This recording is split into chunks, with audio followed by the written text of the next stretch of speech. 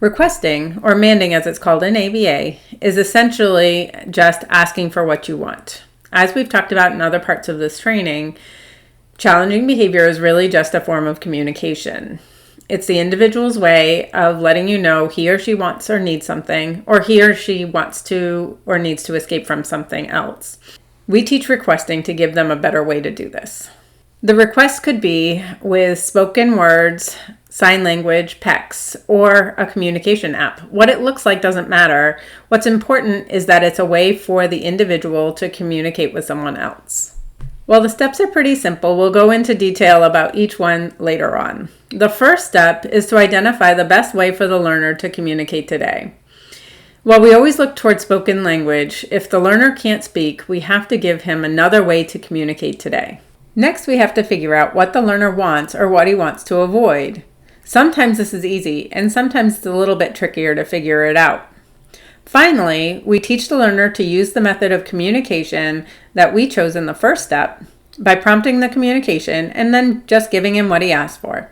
Simple, right? Well, it's not always as easy as it sounds, but we'll go through each of the steps again in more detail. Just remember that this should be fun and rewarding for the learner. If everyone's starting to feel frustrated by it, it's time to take a step back and do some problem solving. Let's dig into the first step. The first step in teaching requesting is to identify what form of communication will work best for your child. Even though you want your child to speak, vocal language may not be his best option right now. How does he communicate now? Does he say words or word approximations that can easily be understood? Does he say the word for each of his favorite objects, foods, and activities? If he doesn't, consider introducing an alternative method of communication. Although you will continue to learn about how to teach your child to speak, it's important to teach him a way to get what he wants now. Even if he can say some words, it might be in his best interest to start with an alternative communication system while he expands his vocabulary. Research shows that using an alternative form of communication does not prevent speech development. Instead, it actually encourages your child to speak more as he learns the value in communicating. Choosing between the different types of alternative communication methods can be tricky. There are many advantages and disadvantages to each method. When children learn to use sign language, their hands are always available so they can communicate at any time. Sign language allows for teaching self-talk and provides a mean for true labeling rather than simply matching. One of the important disadvantages of sign language is that it's not understood by the general public. It's also not suitable for children with motor challenges, and it requires strong motor imitation skills. Alternatively, PECS provides a structured method for teaching communication as an interaction, and it's easily understood by the general public. The disadvantages include that it is time and labor intensive to make the pictures needed. Pictures are often missing or easily lost when needed, and the child needs to carry around a book, which may be stigmatizing. Finally, communication apps are also easily understood by the general public. Peers may see the app as something that's cool, and the app can create an unlimited vocabulary. The major disadvantages to the communication apps are that they can be very expensive, up to $1,000 or more. They require some technical skills to teach, and the child needs to carry the device with them. The next step is to figure out what your child wants or what he wants to avoid. It's generally best to start by teaching him to ask for something tangible, something that he can see and touch. Remember we talked about motivation? Motivation plays a huge role in teaching your child to ask for things. What are his favorite things? What does he want enough that it sometimes causes a problem because you either don't want to give it to him or because he can't tell you he wants it? Does your child take your hand to pull you to something? Does he point to anything often? Are there objects or items that he likes so much he will cry if you don't let him have them? Spend some time brainstorming about those things he enjoys most. Make a list of his favorite foods, toys, and items of special interest. – These are all good potential targets to teach your child to request. Some children are motivated by a very small number of items. If your child is one of them, make a list of activities and interactions he also enjoys, such as bubbles or tickles. Make your list as long as you can. Group them by type, such as food, toy, or activity, then put the item in a general order of preference. Finally, it's time to teach your child to ask for some of the items on your list. Okay, not like that. I will break this step down so it's easier for you to do with your child. First, you will need to choose which of your child's favorite items you will teach first. Next, you will need to put all of the items out of reach, but within sight if possible. Then when your child shows he's motivated for one of the items, you will prompt him to say the word or use the alternative communication system. Finally, you will give him what he asked for. Let's look more closely at each step. The first step in teaching your child to ask for what he wants is to choose the targets you want to start with. Choose one or two different items from each category you made in the previous step. Don't overwhelm yourself or your child by trying to teach him to ask for everything at once. Generally, it's best to start with your child's top 4 to 6 items unless he already says some of the words for items on the top of your list.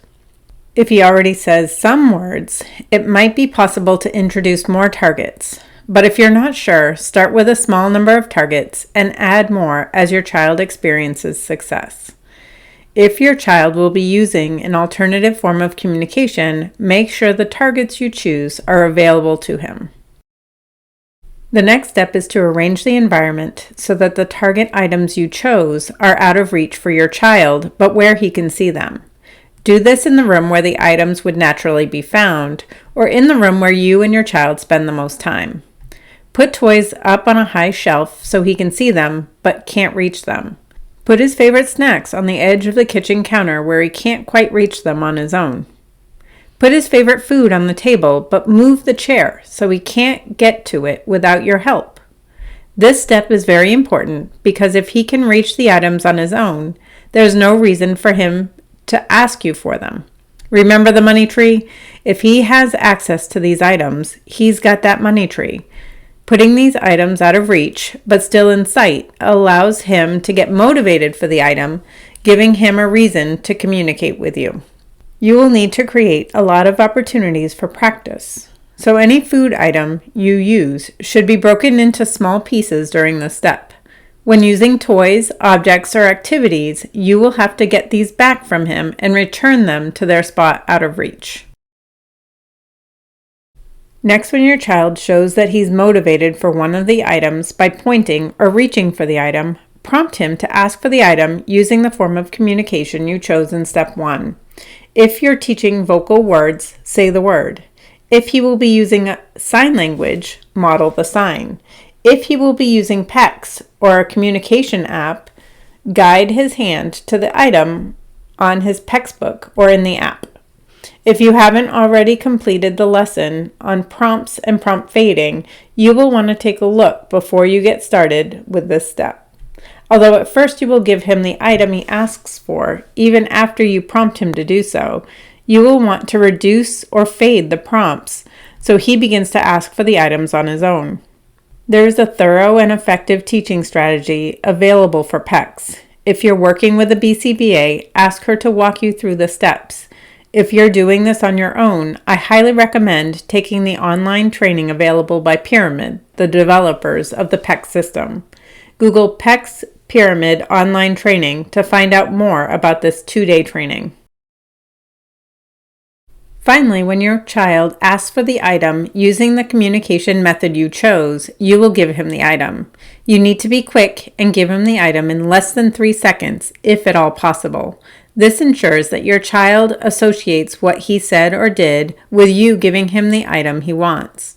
The longer the gap between his request and you giving him the item, the less effective your teaching will become. If he asks for a food item, make sure to give him only a small amount. If he asks for a toy or activity, give him just enough time with it so he's not frustrated, but return the item back to its spot out of reach while he's still motivated for the item. Usually 1 to 2 minutes is enough time. Following this strategy provides a lot of opportunities for your child to practice. Repeat this process as many times as you can throughout the day. Creating opportunities for your child to ask for things gives him more chances for practice and makes this process faster. Over time, your child will expand his ability to ask for items more quickly. As he begins to ask for the items you chose to target first, add new items and begin teaching him to ask for those. At the beginning, this process will feel slow and tedious, but stick with it. It's more than worth it when your child begins to tell you what he wants. Now that you have some more information, let's review the steps all together one more time. First, you will need to choose which of your child's favorite items you will teach first. Next, you will need to put all these items out of reach, but within sight if possible. Then, when your child shows he's motivated for one of the items, you will prompt him to say the word or use the alternative communication system. Finally, you will give him what he asked for. Although it looks a little different when your child uses an alternative form of communication, the steps say the same. Instead of saying the word, you will either model the sign or guide his hand to the textbook or tablet. Over time, teaching your child to ask for the things he wants will become second nature to you. Build it into what you do with your child every day. Don't stop until he comes to you and asks you for something he can't see using full sentences. Just keep reinforcing the gradual progress he makes each day. Let's take a look at an example of teaching a child to request. Although requesting often comes at the very beginning of communication development, even learners with some communication skills don't always have the words they need to handle difficult situations. As your child develops more and more language, he can learn to use that language in a variety of different situations.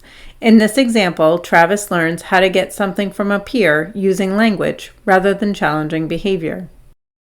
Travis was a 4-year-old with autism who went to a local preschool. Usually he did pretty well in class. He was learning to follow the classroom routines and participated in most of the group activities, but he preferred to play alone during choice time. Another boy, Justin, often tried to play with Travis, but Travis would yell and sometimes even hit Justin when he touched the blocks that were Travis's favorites. The classroom teacher, Donna, knew that Travis wasn't a bad kid, he just didn't have the language he needed to communicate with Justin. Although Travis had a growing vocabulary, he didn't have the words to get his needs met in this situation. Donna spent some time sitting with Travis during choice time. She taught him to say, "My turn," when Justin had a block that Travis wanted. When Travis discovered that Justin would give him the toys he wanted when he said, "My turn," Travis quickly started using the words on his own. Travis was more willing to let Justin have some blocks, knowing that he could get them back with just a few words. Donna watched the interactions from across the room and gave Travis a big thumbs up when he chose to use the words instead of behavior to get his needs met.